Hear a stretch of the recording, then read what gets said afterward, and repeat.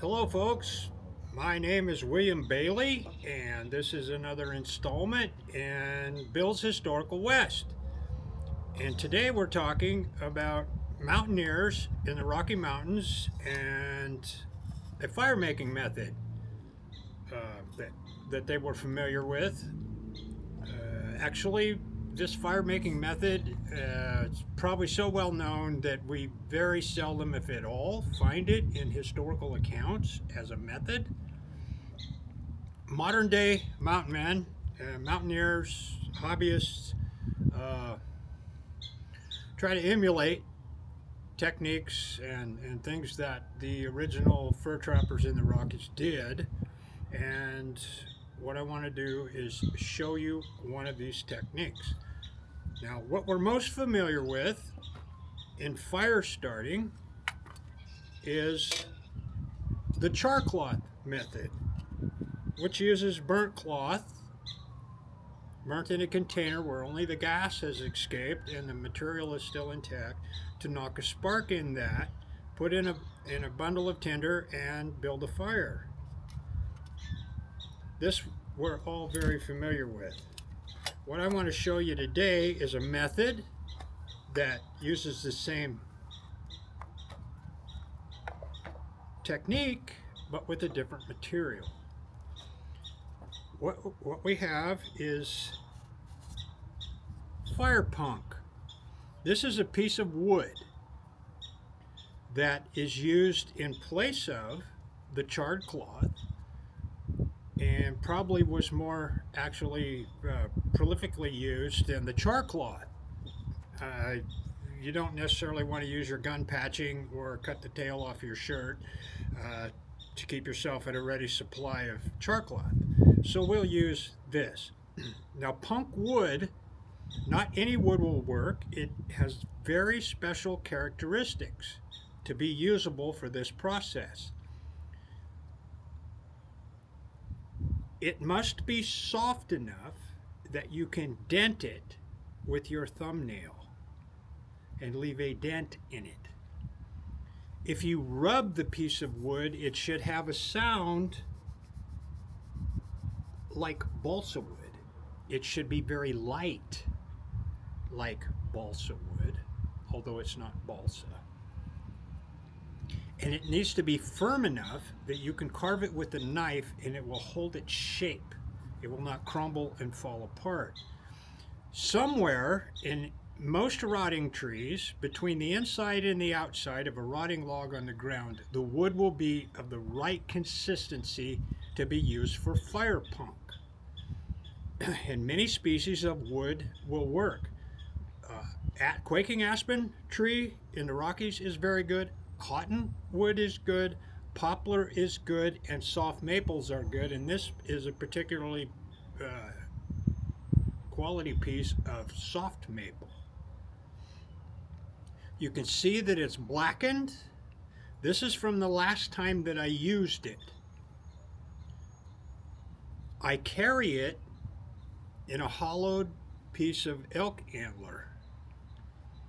And I'll show you part of why I do that here in a minute. Now, to use this, you would put it on your flint in the same manner that you would lay char cloth on a flint, on the top side, and you want to strike with your striker. You want to strike along the edge of the flint like this. And what you're looking for is a hot spark that will bounce back up onto the blackened area. Now, by having the blackened area inside of the elk antler tube, once I snuff this out after using it, and you'll see me do that, being encased in here protects the fuzz. This blackened area is fuzzy on its outside surface, and it must be fuzzy to catch and hold the spark. If this blackened area was all rubbed off, like I carried it in my pocket, there would be nothing. It would be hardened from rubbing. All the fuzz would be gone, and it would not be able to catch the spark. So I'll attempt, and I haven't use this for a while. We'll see how it goes here. If I can get a spark up onto that blackened area.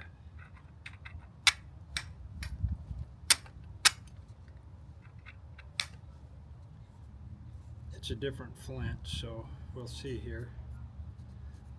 The mechanics of this can be rather challenging. Yeah, see what I mean? I'm going to turn this over.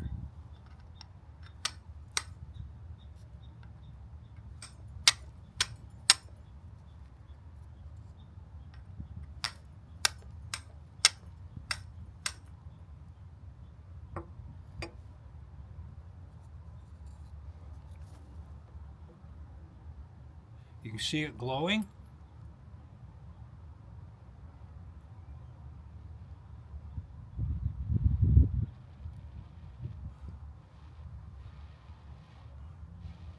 So I would use this. Now this will continue to burn, and I can use this, put it in my nest of tinder to blow it, get it hot, so that my tinder will burst into flames. I can build my fire. Now this will continue to burn until it completely consumes itself. I don't want it to do that, but I will let it burn enough to get a new area that when I snuff it will be fresh fuzz for the next time I want to use it. Now I want to put it out. So what I'll do is I have this carved so that it fits fairly tightly in my tube. I'll put this in here, get a good seal, put my hand over the hole in the bottom, and I'll just hold this until it extinguishes itself from lack of oxygen.